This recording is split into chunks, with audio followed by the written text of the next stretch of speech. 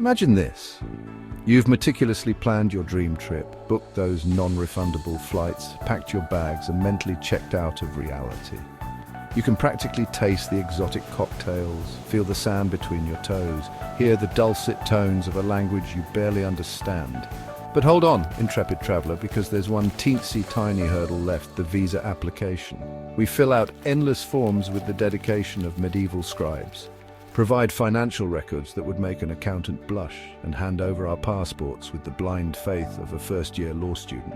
But sometimes the universe decides to remind us that the visa application process isn't just a hurdle, it's a full-blown, red-tape-tangled obstacle course designed by a bored bureaucrat with a penchant for the absurd. From bizarre photo requirements to interviews that would make a seasoned diplomat sweat, these tales of bureaucratic nightmares will have you questioning the very fabric of international travel.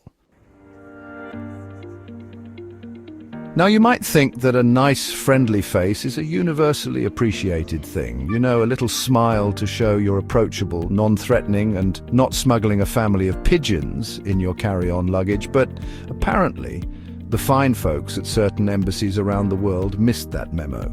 They seem to subscribe to the belief that happiness is a slippery slope to anarchy, and a slight upturn of your lips in your visa photo is basically a one-way ticket to being labeled a national security threat. We're talking about the dreaded no-smiling rule, a baffling regulation that demands applicants maintain a neutral, almost somber expression in their visa photos. And I'm not talking about a Mona Lisa smirk here, people. We're talking full on. I've just been informed my entire retirement fund was invested in Beanie Babies levels of neutrality. Imagine this. You're sitting in a brightly lit booth, desperately trying to suppress the urge to sneeze, while a photographer with the personality of a damp dishcloth barks instructions at you. No teeth, no squinting, no looking remotely human. It's enough to make you want to pack your bags and move to a remote island populated entirely by friendly dolphins. Some countries, in their infinite wisdom, have decided that a slight closed-lipped smile is acceptable, but don't you dare show even a hint of teeth. That, my friends, is a recipe for instant rejection.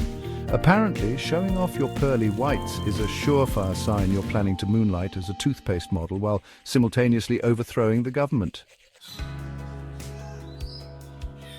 Love. It makes the world go round, inspires sonnets, and apparently is also a major headache for immigration officials. That's right, folks, we're diving into the wonderful world of proving your love life is legitimate to a complete stranger who's just itching to stamp denied on your application. Imagine this. You've met the love of your life, someone who can tolerate your questionable taste in music and complete inability to fold a fitted sheet. You're ready to shout your love from the rooftops, or at least whisper it sweetly across a candlelit dinner table in a foreign country. But first, you have to convince the Ministry of Romance, not a real ministry, but it should be, that your love story isn't some elaborate ruse to gain access to their superior cheese selection. Enter the proof of ongoing relationship saga. This bureaucratic masterpiece requires couples to provide an exhaustive, and I mean exhaustive, amount of evidence to prove their love is real. We're talking years of meticulously curated photo albums annotated with captions detailing the exact location and emotional significance of each blurry selfie. We're talking screenshots of text messages from those first awkward "Hey stranger" exchanges to the daily "I love you more than coffee, but please bring me coffee" affirmations. And if you thought social media was just a platform for sharing pictures of your lunch and arguing with strangers about politics, think again. Because your entire online relationship history is now fair game. Some countries take this love inquisition to a whole new level, demanding couples provide proof of joint bank accounts, shared Netflix passwords, and even detailed travel itineraries for every trip you've ever taken together.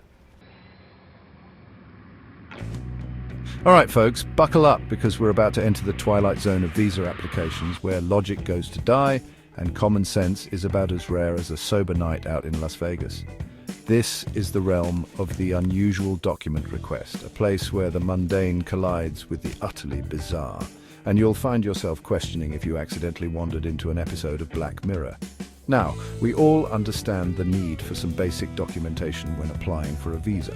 Passport, check. Photos, double check. A signed affidavit from your childhood pet swearing you're not a robot overlord in disguise. Wait, what? Yes, you heard me right. Some countries seem to operate under the assumption that the more obscure the document, the more truthful the applicant. It's like a bureaucratic game of how low can you go. But instead of limbo, you're limboing under the weight of ridiculous requests. We're talking about countries that demand a letter from your employer. Not just confirming your employment, because that would be far too reasonable, but also stating in no uncertain terms that they solemnly swear to drag you back, kicking and screaming if you even think about overstaying your visa. How about providing proof of your blood type? You know, just in case you get into a sticky situation abroad and need a transfusion, never mind that blood type is readily available with a simple test. These countries want it documented, notarized, and possibly printed on edible rice paper. The visa interview. That rite of passage for any aspiring globetrotter where you get to sit in a sterile room, desperately trying to make eye contact with the human embodiment of a stone wall while answering questions that would make a polygraph machine spontaneously combust. Now, most visa interviews are relatively straightforward affairs. They want to know why you're visiting, how long you're staying, and whether you have any plans to abandon your current life and start a new one as a goat herder in the Alps. Don't act like you haven't thought about it. But some, my friends, are the stuff of legend. These are the interviews from hell, where the pressure is on.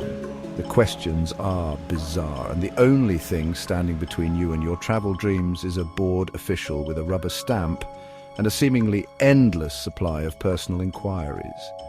We're talking about interviews where applicants are grilled on their political opinions, their deepest fears, and their favorite episode of Friends. The correct answer is the one with the embryos, obviously.